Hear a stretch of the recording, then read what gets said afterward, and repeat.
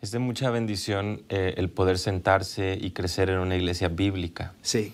Y el impacto que esta iglesia ha tenido a través de sus estudiantes ahora en varios países del mundo, sí, sin duda es muy esperanzador para la labor de la iglesia.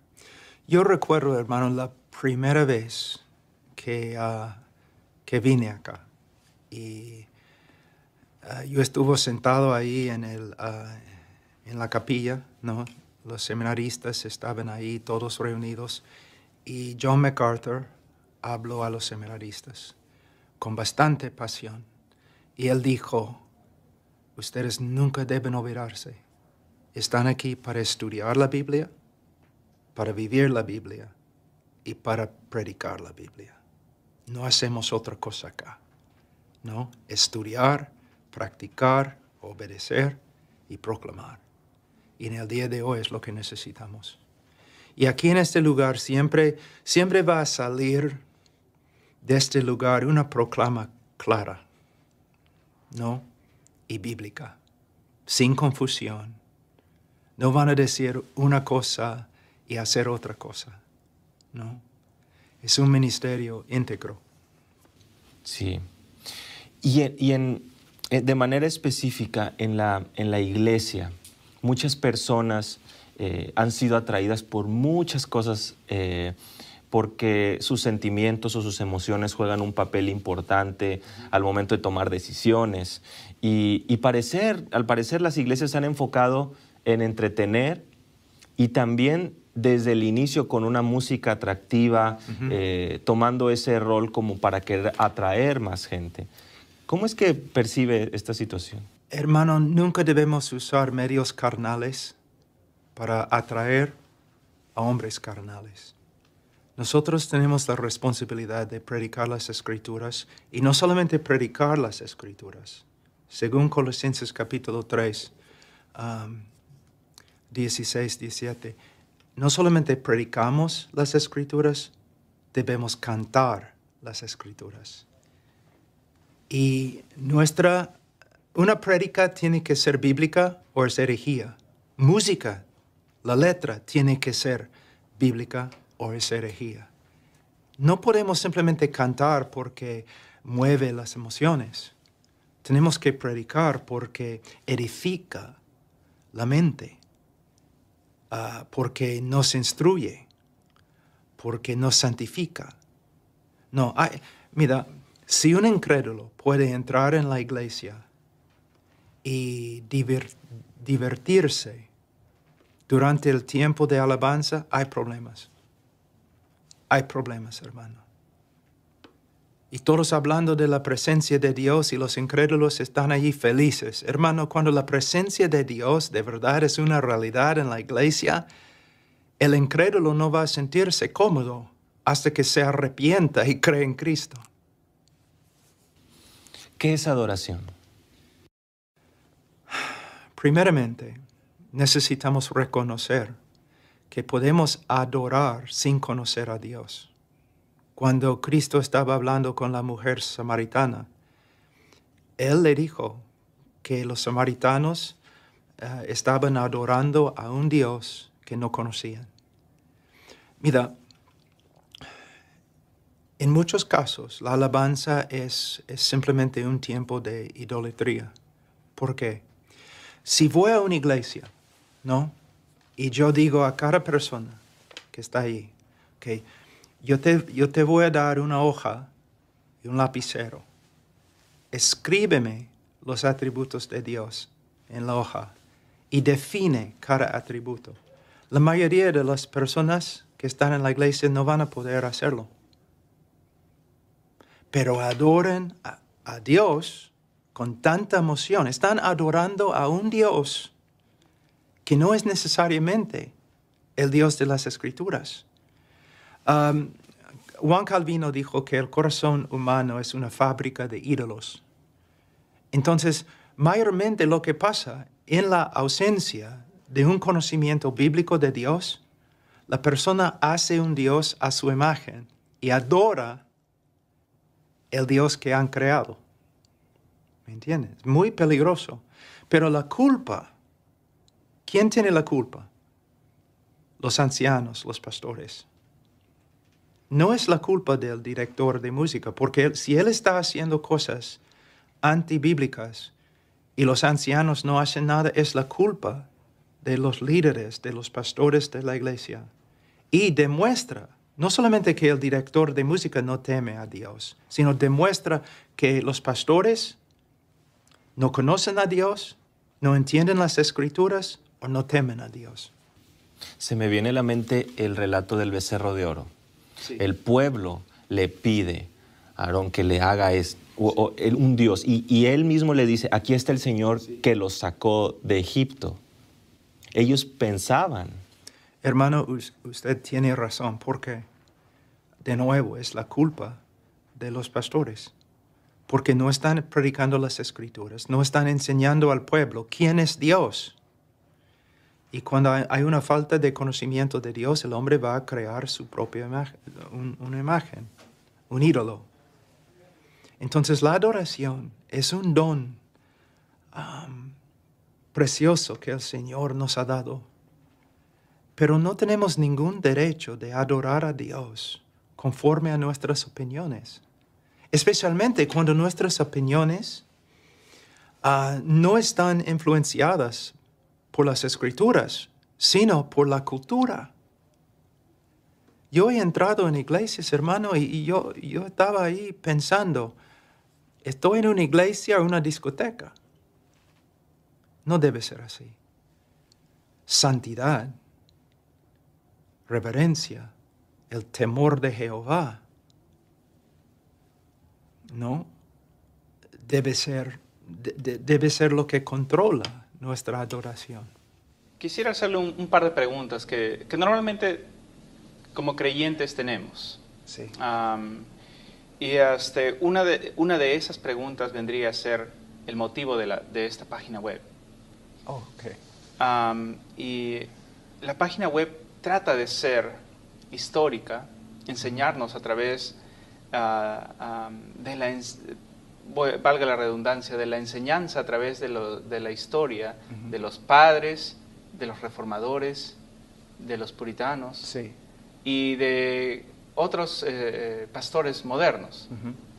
¿No? Entonces, ¿por qué vendría a ser relevante esto para nosotros? Bueno, primeramente, cuando hablamos de la historia de la iglesia, estamos hablando de la historia de no una organización eclesiástica. Estamos hablando de una línea de creyentes verdaderos desde el comienzo. Y cuando hablamos de la historia y los grandes hombres y mujeres de la historia, de ninguna manera estamos poniéndoles al mismo nivel con las Escrituras. Solamente la Biblia es inspirada por Dios y infalible. Solamente la Biblia. Pero nosotros tenemos que darnos cuenta de algo. Hay hombres que dicen, bueno, yo no estudio ningún libro, solamente leo la Biblia. Pero la Biblia es infalible, pero el hombre que está leyendo la Biblia no es infalible. Y de una forma lo que él está diciendo demuestra un orgullo o quizás una ignorancia muy grande. Yo debo estudiar la Biblia como la única autoridad en mi vida, pero yo me doy cuenta que no siempre voy a interpretar bien la Biblia. Entonces, con humildad, yo debo comparar mi interpretación con la interpretación de otros. Pero no solamente las personas alrededor de mí, o las personas de la misma cultura en que vivo. Yo debo también extender el rango y yo debo tratar de ver a través de toda la historia de la iglesia cómo han interpretado este texto los cristianos. Y si yo veo en la historia que hay un acuerdo entre ellos acerca de un texto, pero yo tengo una interpretación que dice otra cosa totalmente, entonces debe ser como una advertencia. Oye, ¿no? La sabiduría nació conmigo, va a morir conmigo. Absolutamente no. Entonces, yo puedo usar la historia de la iglesia para ver si yo estoy andando en la línea del cristianismo histórico. Por ejemplo, hay muchos grupos en el día de hoy que están enseñando doctrinas que no se encuentran en la historia de la iglesia, en ninguna parte de la historia. Entonces, sabiendo esto, ellos deben reconocer con humildad, wow, quizás estamos equivocados o Dios ha dado una revelación nueva. ¿Me entiendes? Sí. Entonces la historia es muy importante. Sí, esto me recuerda un poco a lo que el apóstol Pedro menciona en su carta, ¿verdad? De ninguna escritura es de interpretación privada. Sí. Pero por mucho tiempo también hemos tomado una actitud reaccionaria a esto, ¿no? Como oponiéndonos, en el contexto latinoamericano, oponiéndonos a la Iglesia Católica, como solo la interpretación le pertenece a la Iglesia. Entonces, no, para oponernos o para poner un punto de diferencia, nosotros hemos tomado la posición de que somos libres de interpretar. ¿Es eso? Sí. ¿Hay algo de verdad en esto? ¿Sabe qué, hermano? Siempre en el cristianismo, no importa de qué tema estamos hablando, siempre debemos mantener un equilibrio. Las iglesias en Latinoamérica tienen razón reaccionar muy fuerte contra la idea de que la Biblia no es suficiente, que necesitamos otros hombres que pueden interpretar la Biblia y ellos nos van a enseñar. Con razón, la iglesia evangélica en Latinoamérica reacciona muy fuerte contra eso. Pero debemos tener cuidado, porque cuando decimos que la iglesia católica no es la autoridad, es verdad, pero tampoco nosotros somos la autoridad. Nosotros somos cristianos y como individuos podemos interpretar las Escrituras, pero nosotros vivimos dentro de una comunidad que se llama la iglesia. Y no solamente la iglesia local, sino la iglesia a través de 2000 años. Entonces, debemos mantener un balance. Yo voy a estudiar las Escrituras. Todos los grandes eruditos en la historia de la iglesia, yo puedo aprender de ellos, pero no son infalibles. Entonces yo tengo que estudiar la Biblia conforme a las reglas de hermenéutica, siendo ojalá dirigido por el Espíritu Santo, pero con humildad. Yo debo hablar con otros hermanos. Y no solamente los hermanos que viven, ¿no?, conmigo, sino los hermanos que vivieron hace 500 años o aún más. Entonces, muchas veces, cuando yo estudio un texto y saco mi conclusión, ¿no?, eso es lo que creo que el texto está diciendo. Yo empiezo con los teólogos y los intérpretes alrededor de mí, en mi generación que viven en el día de hoy, hombres que respeto, no porque son infalibles, sino porque son amantes de la palabra de Dios. Pero después yo voy a seguir en la historia hasta que yo llegue a los apóstoles, ¿no? No porque ellos tienen la autoridad de interpretar la Biblia para mí, sino porque yo necesito la ayuda de otras personas que a veces me pueden corregir. Bueno, tenemos en las Escrituras una definición excelente de lo que es fe. Entonces, en Hebreos capítulo 11, versículo 1. Entonces, voy a leer. Ahora bien, la fe es la certeza de lo que se espera, la convicción de lo que no se ve. Ahora, si simplemente tomamos esta definición en serio, vamos a tener varios problemas muy grandes. Tenemos que estudiar este texto en su contexto. Pero vamos a ver el texto un ratito totalmente aislado del resto de la Escritura. Entonces dice, la fe es la certeza de lo que se espera. Vamos a decir que yo espero volar. Yo quiero volar toda mi vida. Desde mi niñez, yo quiero volar no como Superman, ¿ya?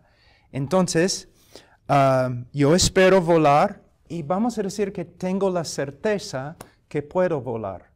Entonces subo a un rascacielos con toda certeza, esperando y salto. ¿Qué va a pasar? Voy a morir. ¿Es fe? No. No es una fe bíblica. Vamos a ver la segunda frase. La convicción de lo que no se ve. Nunca he visto a una persona volando. Nunca.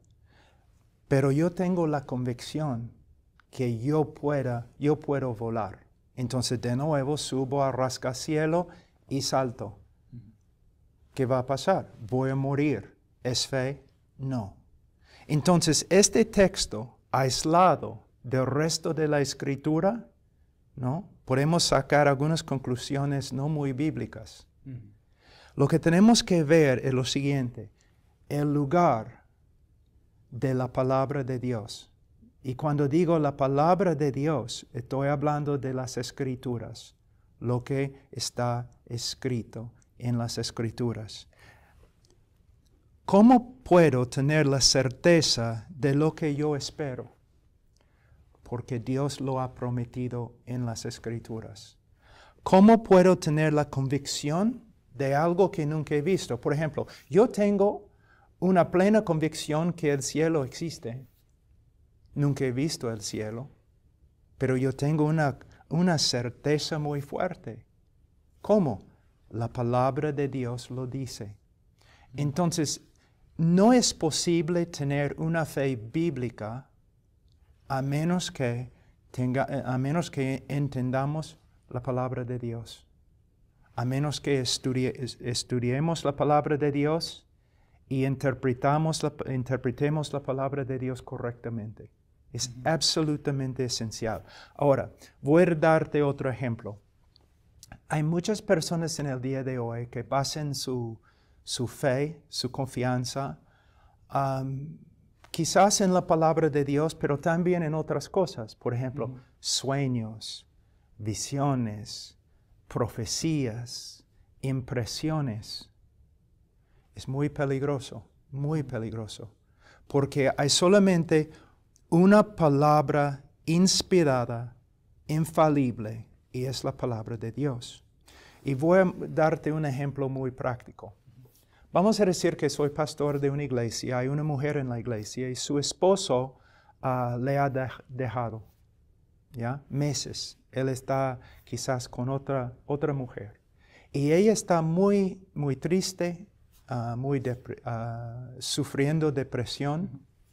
Pero un día, después de meses, ella entra en la iglesia totalmente feliz, llena de confianza. Y yo le pregunto, hermana, ¿qué pasó? Y ella me dice, el Señor me ha dicho que mi esposo va a volver.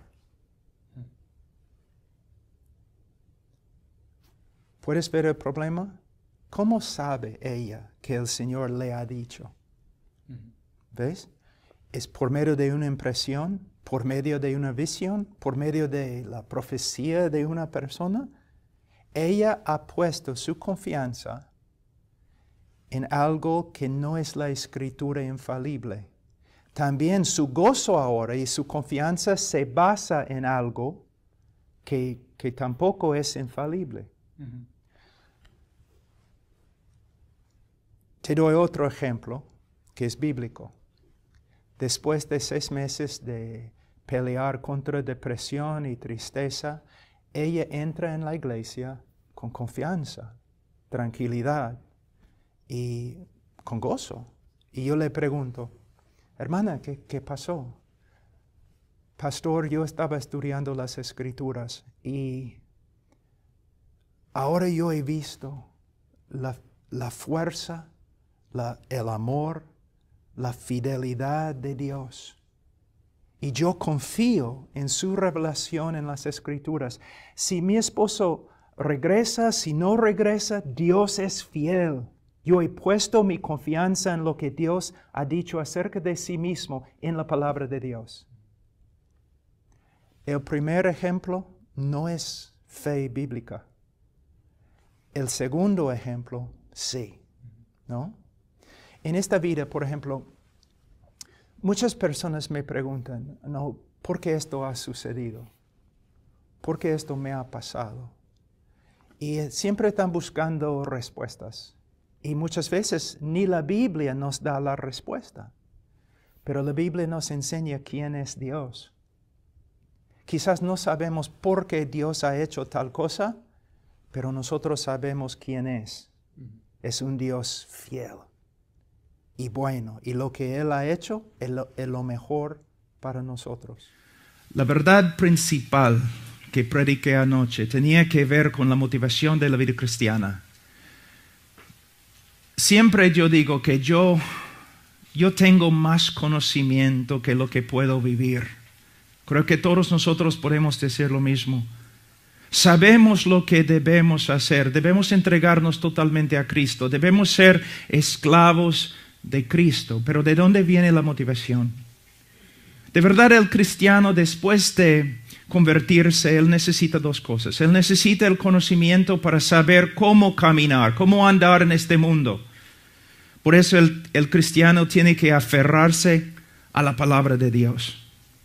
No a sus propios pensamientos o sus emociones o las doctrinas mundanas. No, él tiene que aferrarse a la palabra de Dios. Pero hay otra cosa. Después de saber lo que Dios ha dicho, nosotros necesitamos el poder de vivir lo que hemos aprendido.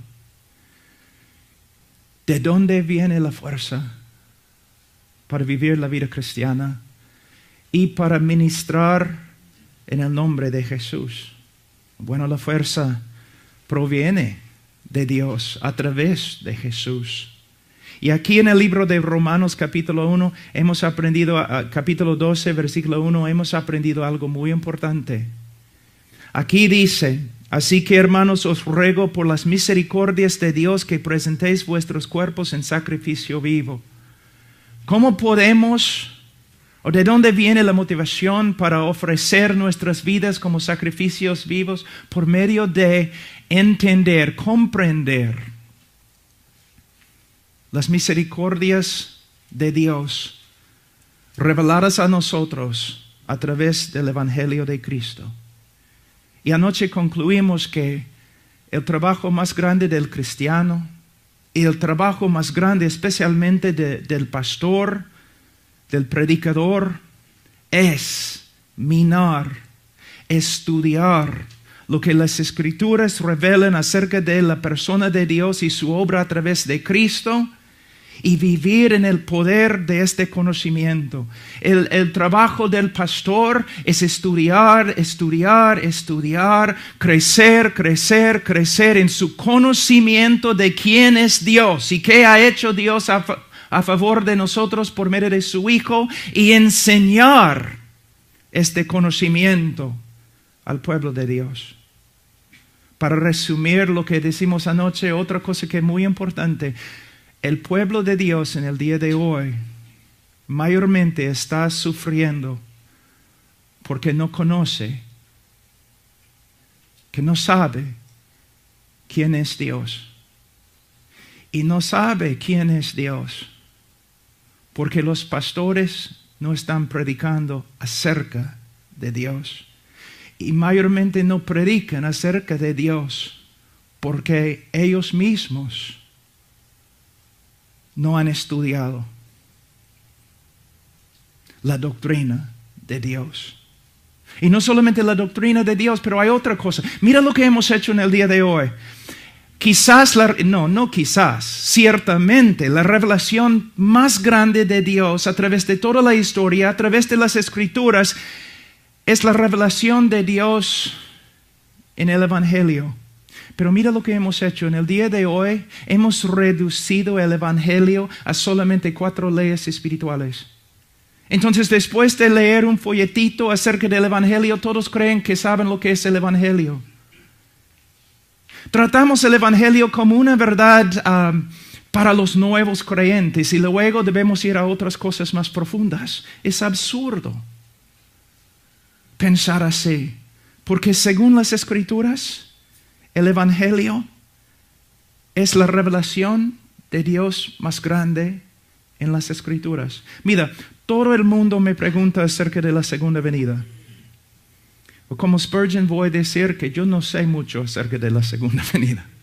Pero yo puedo decirte esto. En el día que Cristo regresa, tú vas a entender todo acerca de la segunda venida. Pero te digo otra cosa. Te digo otra cosa. Tú vas a estar en el cielo una eternidad y ni vas a empezar a comprender la gloria de Dios revelada a través del Evangelio de Cristo.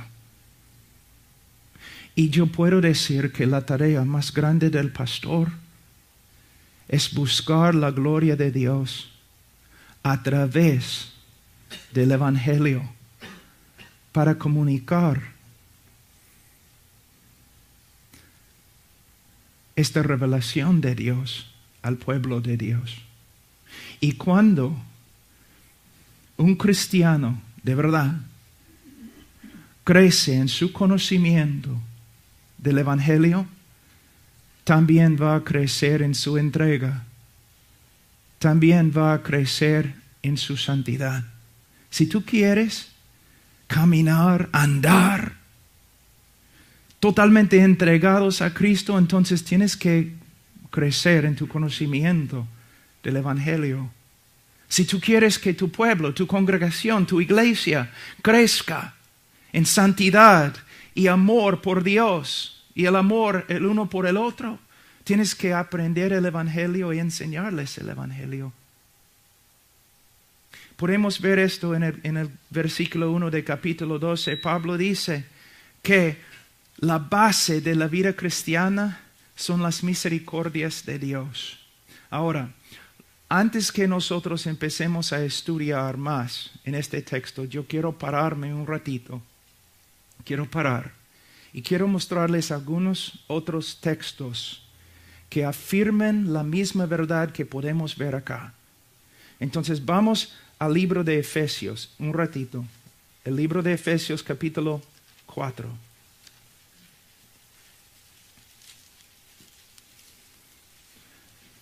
Antes de leer, anoche decimos que se puede dividir el libro de Romanos en dos secciones. Primeramente, y el cambio se encuentra en Romanos capítulo 12, versículo 1.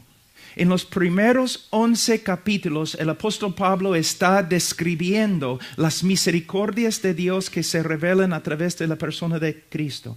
Después de enseñarnos todo lo que Dios es y lo que Dios ha hecho por nosotros, Él nos dice, ahora debemos vivir de esta manera.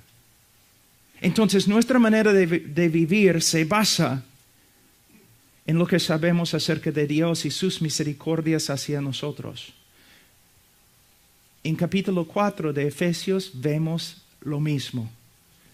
La epístola se divide en dos. Y se divide aquí en capítulo 4. Mira lo que dice. Versículo 1. Yo pues, preso en el Señor, os ruego que andéis como es digno de la vocación con que fuisteis llamados. La preposición pues, yo pues. Él está vinculando los capítulos 4, 5 y 6 a los capítulos 1, 2 y 3. En mi opinión, la teología más profunda en todas las escrituras se encuentran en Efesios 1, 2 y 3. Porque ahí nosotros aprendemos todo lo que Dios ha hecho por nosotros en Cristo y también aprendemos todo lo que somos ahora en Cristo. Y Pablo básicamente está haciendo lo mismo como en el libro de Romanos. En los primeros 3 capítulos él está diciendo, esto es lo que Dios ha hecho por nosotros. Contémplalo. Mira lo que Él ha hecho. Y puesto que Él ha hecho todo esto, ahora debemos vivir de esta manera.